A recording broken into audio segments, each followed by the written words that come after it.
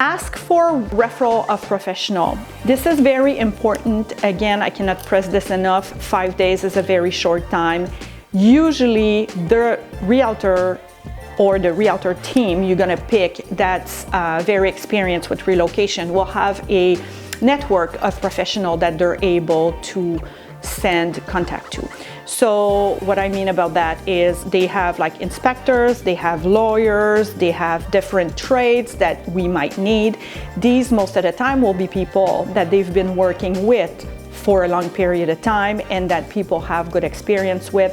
They're used to the relocation process, they're used to the relocation billing or how they get paid and all that kind of stuff.